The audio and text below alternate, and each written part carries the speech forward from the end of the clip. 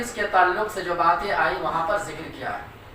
دیکھو کچھ چیزیں ایسی ہیں جو تمام انبیاء کرام کی فطرت میں داخل ہے، یا اس کو یوں کہہ لو فطرت نبوی میں شمار ہوتا ہے، اور ہر پیغمبر نے ہر نبی نے اسے اپنایا ہے. جیسے کہ مونچھیں کترنا یعنی چھوٹا کرنا، داڑھی کو بڑھانا، ناف کے زیر ناف کے بال کاٹنا، بغل کے بال کھیرنا، ناف کے نیچے کے بال کاٹنا. اس طریقے سے کچھ چیزیں ایسی ہیں جو ہر انبیاء کرام کی فطرت اور سنت میں داخل ہے. انہیں میں سے ایک چیز ہے ختنہ کرنا یا ختنہ کروانا. یہ بھی انبیاء کرام کی فطرت میں داخل ہے، اور ہر نبی نے ختنہ کیا ہے. کہاں سے شروع ہوئی؟ سیدنا ابراہیم علیہ السلام سے. تو گویا کہ ختنہ کرنا یہ ایک سنت ہے.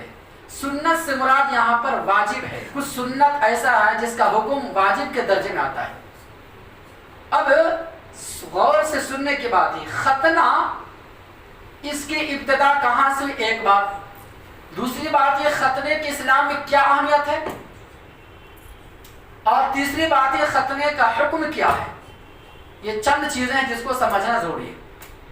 دیکھو سب سے پہلی بات تو یہ ہے کہ ختنہ اسلام میں وجوب کے درجے میں. اکثر اہل علم کا کہنا ہے کہ واجب ضروری ختنہ کرنا ہر مسلمان کا. بغیر ختنہ کیے ہوئے اگر جان بوجھ کر کے، جہاں جان کا خطرہ یا کوئی اور پرابلم بات الگ ہے، نہیں کرتا ہے تو گنہگار ہوتا ہے. اور انبیاء کرام کی یہ سنت اور یہ فطرت میں داخل ہے. لیکن اس کا یہ بھی مطلب نہیں ہے کہ اگر کوئی کسی وجہ سے خطرہ نہیں کیا تو مسلمان بھی نہیں رہے گا. کچھ لوگوں کی سوچ بھی ایسا ہے. اب کوئی مان کے چلو غیر مسلم اسلام قبول کیا، اب اسلام قبول کرنے کے بعد بڑھاپے کی عمر میں کیا مان کے چلو 70 سال 60 سال ایسا بھی ہوتا نا، کوئی ضروری نہیں اللہ کب ہدایت دیتے. اب 70-80 سال کی عمر ہو گیا، اب وہ خطرہ نہیں کیا، چلو بھائی بڑھاپے کی عمر پہنچ گیا، کیا ہے اپنے آپ کو ایسا سمجھا کہ ضرورت نہیں ہے یا کوئی پرابلم ہو سکتا ہے، تو کیا وہ مسلمان نہیں ہوگا؟ مسلمان ہی رہے گا. اس لیے کہ اسلام لانے کے جو شرائط کنڈیشن ہے اور اسلام کے جو فرائض ہے، اگر وہ اس کو پورا کر رہے ہوں تو مسلمان ہے. اگر بے ختنہ کیا اگر مر گیا تو ایسی بات نہیں گناہگار ہوگا اور اس کو جنت نہیں ملے گی، ایسی کوئی بات نہیں ہے. تو پہلی بات ذہن سے اس کو نکالتے ہیں. لیکن دوسری بات ختنہ ضرور کرانا چاہیے جہاں تک ہماری طاقت اور استطاعت میں ہو، اس لیے کہ یہ واجب ہے اور ہر انبیاء کرام کی سنت ہے.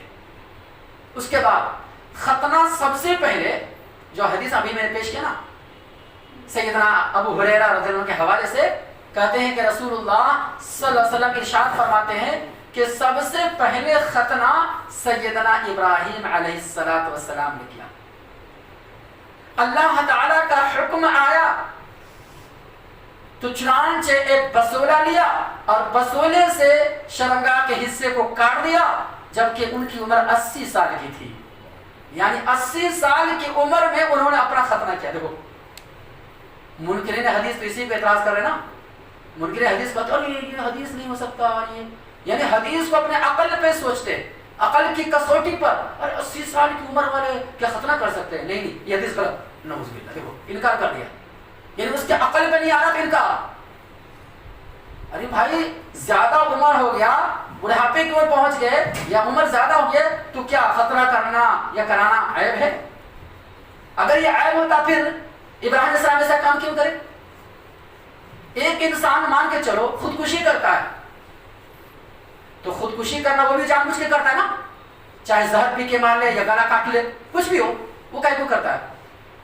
اس کا بھی انکار کر دے.